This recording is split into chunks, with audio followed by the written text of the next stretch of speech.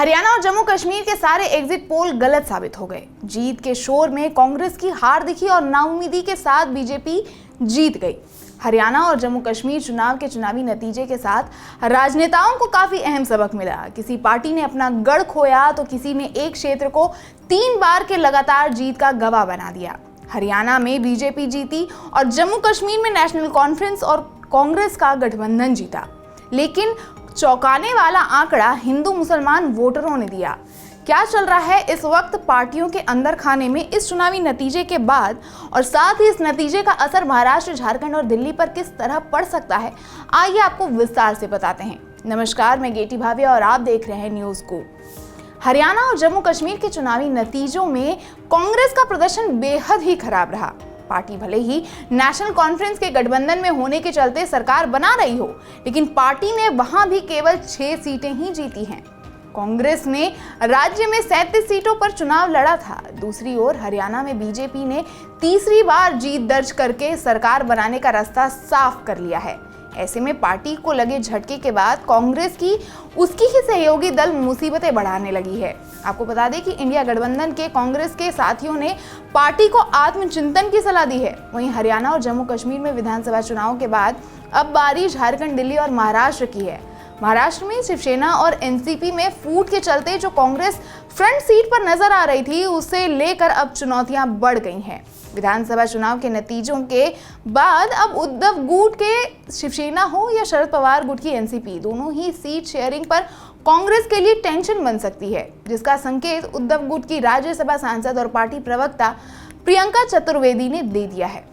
अभी देखिए, चुनावी नतीजे अभी पूरे आए नहीं हैं, पर जिस तरीके से जा रहा है उससे स्पष्ट हो रहा है कि इतनी एंटी इनकम्बेंसी के बावजूद भी भारतीय जनता पार्टी अगर सरकार बना रही है, तो मैं सबसे पहले भारतीय जनता पार्टी को बधाई देना चाहूँगी कि उन्होंने ये कैंपेन अच्छे से लड़ा, जनता का विश्वास जीता। हरियाणा में डिस्पाइट एंगर वोट भी उन्हीं को गए, यानी विश्वास बनाए रखा कि बीजेपी में विश्वास बनाए रखा है। और कहीं ना कहीं कांग्रेस पार्टी को भी अपनी रणनीति देखनी पड़ेगी कि जैसे डायरेक्ट फाइट होती है बीजेपी के साथ, कांग्रेस कहीं ना कहीं कमज़ोर पड़ जाती है। तो क्यों है रीवर्क द एंटायर अलायंस, ऐसा कोई मैं मानती हूँ कि अभी नतीजे जब आएंगे तो फाइनली पता चलेगा। बट अगर जीतते हैं तो उनको बधाई के पात्र भी बनते हैं कि despite anti incumbency they have done well. वहीं हरियाणा में बीजेपी ने एक ऐसी जीत दर्ज की जिसकी उम्मीद किसी को भी नहीं थी। तमाम एग्जिट पोल बता रहे थे कि कांग्रेस का सियासी वनवास खत्म होने जा रहा है, लेकिन फिर असल नतीजे आए और कांग्रेस का सरकार बनने का सपना चकनाचूर हो गया। अब कांग्रेस क्यों हारी, बीजेपी ने कैसे तीसरी बार फिर सरकार बनाई, इस पर राजनीतिक विशेषज्ञ ने चर्चा कर ली है। लेकिन एक बिंदु जिस पर किसी की नजर नहीं गई वो रहा पीएम मोदी का। आपने गौर किया कि इस बार चुनाव में कम सक्रिय थे। पीएम मोदी ने हरियाणा में सोनीपत, कुरुक्षेत्र, हिसार और पलवल में कुल 4 रैलियां की थी। असल में इस बार पीएम नरेंद्र मोदी ने हरियाणा में सबसे कम रैलियां की। उनकी तरफ से सिर्फ चुनिंदा सीटों पर फोकस किया गया। इस बार के चुनाव में पीएम मोदी ने सिर्फ 4 रैलियों को संबोधित किया, लेकिन यह हैरान कर देने वाला आंकड़ा रहा, क्योंकि चुनाव में बीजेपी का सबसे चर्चित और पसंदीदा चेहरा नरेंद्र मोदी रहते हैं। उनका सबसे बड़ा मुद्दा नरेंद्र मोदी होता है और उनकी जीत की इकलौती आज भी नरेंद्र मोदी ही होती है। ऐसे में इस बार जब अपने सबसे बड़े चेहरे को ही राज्य में कम सक्रिय करने का फैसला हुआ, हैरानी भी हुई और कई सवाल भी उठे। दरअसल जिन 4 क्षेत्रों में मोदी जी ने रैलियां की, उसके जरिए उन्होंने विधानसभा की सीधे 20 सीटों को कवर किया। अब जब चुनाव आयोग की वेबसाइट से डेटा खंगालते हैं तो पता चलता है कि इन 20 सीटों में से 11 पर बीजेपी को जीत मिली है, यानी कि पीएम मोदी का विनिंग स्ट्राइक रेट 55% रहा है।